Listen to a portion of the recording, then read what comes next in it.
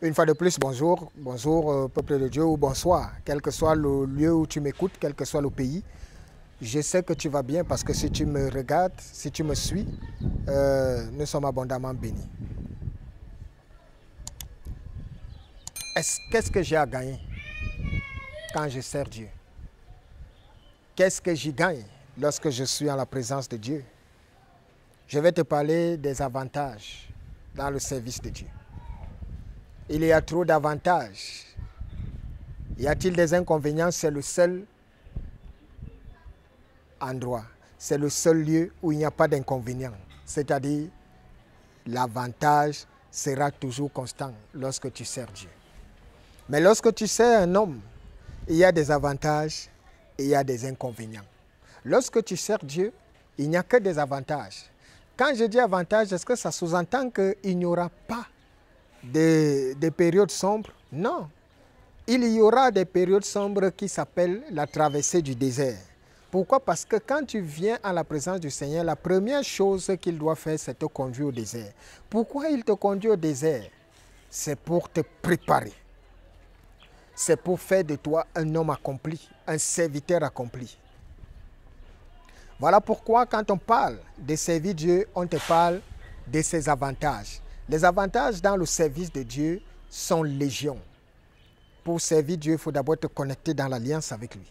Et lorsque tu es connecté à l'alliance, tu te rendras compte que ce que les hommes au dehors redoutent ne sera jamais ton partage. La première chose que Dieu doit faire, ou le premier avantage, autant pour moi, lorsque tu es dans le service avec Dieu, c'est la longévité.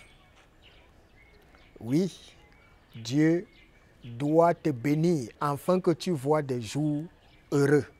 Tu dois être rassasié des jours sur la terre. C'est le premier avantage.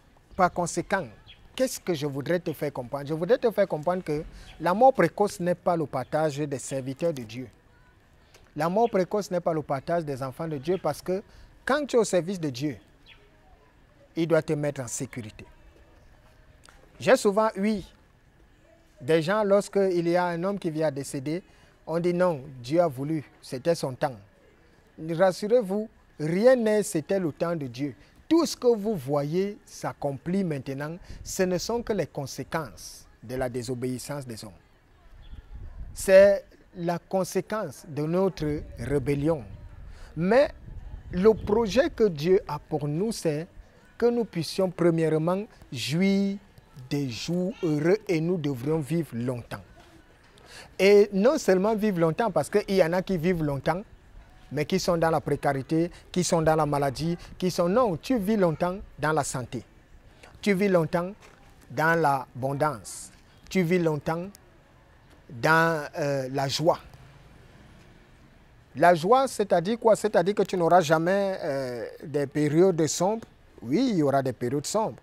Mais toutes ces choses ne seront jamais là pour te détruire.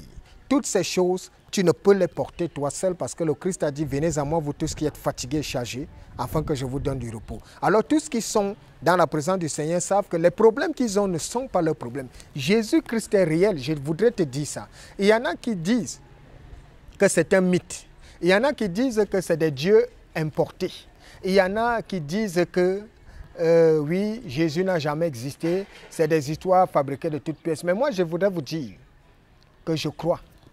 Je crois en ce que j'ai vu et je vois. Le Christ est vivant et il est souverain. Et je le reconnais devant vous qui m'écoutez et je le déclare solennellement. Christ est réel, Christ est souverain. Tous ceux qui sont au service de Dieu, tous ceux qui servent Dieu, jouissent des avantages des services. Si déjà les hommes ont préparé les avantages des services lorsque tu occupes une certaine fonction de responsabilité, vous pensez que ça vient d'où? Ça vient de Dieu parce qu'il a prévu des avantages qui doivent être le partage de ceux qui sont en sa présence. Parce qu'un enfant de Dieu qui a son service, quand il meurt dans la précarité, alors que celui qui ne sert pas Dieu, lui, meurt dans l'abondance, ça signifie qu'il y a un problème. Un enfant qui est au service de Dieu, qui meurt dans la maladie, alors que celui qui ne sert pas Dieu, lui, il est en bonne santé et vit longtemps, il y a un problème. Pourquoi? Parce que le plan de Dieu est que lorsqu'il viendra pour le jugement dernier, tous ceux qui doivent rester en vie, c'est ceux qui sont à son service. Parce que ceux qui ne le servent pas ne sont pas importants. Alors il est impossible que moi qui suis au service de Dieu, je meurs, et ceux qui sont là, ils ne servent pas Dieu, ils restent vivants. Oui, nous tous nous sommes appelés à mourir, mais la bénédiction de Dieu, c'est que je dois vivre longtemps. Les avantages de cette vie sont que Dieu éloignera de toi la maladie. Et pour que Dieu éloigne de toi la maladie, c'est que tu n'y crois pas. Je vais vous dire. Le Christ avait dit, si vous y croyez, vous, quels que soient les breuvages mortels qui seront votre partage, ça voudrait dire quoi? Ça voudrait dire que si on t'empoisonne, tu n'es pas censé mourir par empoisonnement, toi qui es au service de Dieu. Est-ce que tu y crois? Non, vous n'y croyez plus. Qu'est-ce qui me pousse à ne pas mourir? Ou qu'est-ce qui se passe? Ça voudrait dire que le service que j'ai avec Dieu, ma marche avec Dieu, Dieu fortifie mon esprit. Et lorsqu'il fortifie mon esprit, chaque fois que je suis exposé à ce genre de situation, la puissance de l'esprit qui est en moi rejette toute chose. Vous aviez vu la démonstration avec Paul. Lorsqu'il s'est fait mordre par la vipère, qu'est-ce qui s'est passé? C'est parce qu'il était chargé de la présence de Dieu qu'aucun venin ne peut atteindre son esprit. Or, quand ton esprit est empoisonné, quand ton esprit est malade, ta chair tombe. La première chose que Dieu arrange, c'est ta présence, c'est sa présence en toi. C'est-à-dire, il charge ton esprit de sa divine présence. Alors, il y a tellement d'avantages dans le service avec Dieu. Dieu te mettra toujours à l'abri. Dieu sécurisera ta destinée. Ça veut dire qu'après toi, il bénit ta génération future. Ça veut dire que, quelle que soit la nature, tu vivras toujours en sécurité en sa présence. Nous recherchons tous la sécurité sur la terre. Tous les hommes qui naissent ou tout ce que nous faisons, c'est parce que nous voulons mettre en sécurité nous, nos proches, nos enfants et tous ceux qui sont de nos familles. C'est pour ça que nous sommes sur terre. Chacun voudrait avoir une sécurité. Chacun voudrait aussi que les tierces soient dans la sécurité. Et pour ce faire, il n'y a que Dieu qui puisse te donner cette sécurité pour que lorsque tout va mal, toi tu sois à l'abri. Pour que lorsque tu appelles, qu'il puisse te répondre. Voilà pourquoi tu as intérêt à être au service de Dieu. Voilà pourquoi tu as intérêt à être connecté à sa présence. Ne cours pas pour chercher le miracle. Ne cours pas pour chercher la prophétie. Cherche la parole de Dieu. Cherche à mettre en pratique la parole de Dieu.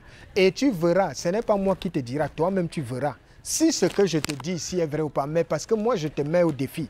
Le Dieu que nous servons est un Dieu qu'on met à l'épreuve. Et tous ceux qui sont au service de Dieu savent qu'on ne peut pas marcher sans mettre ce Dieu à l'épreuve. On le met à l'épreuve. Face aux situations, on l'appelle. Face à tout genre de problèmes, on le met au-devant de toutes choses. Parce que nous savons que nous n'avons pas la capacité de gérer, mais que lui seul, il fera le reste. Voilà pourquoi nous sommes appelés enfants de Dieu. Enfants de Dieu signifie protéger des maux, protéger de toutes choses. Alors, je voudrais vous inviter massivement que la grâce et la gloire de notre Seigneur Jésus-Christ soient notre partage. Amen. Brise, brise, brise la force du moi qui combat mon âme et ton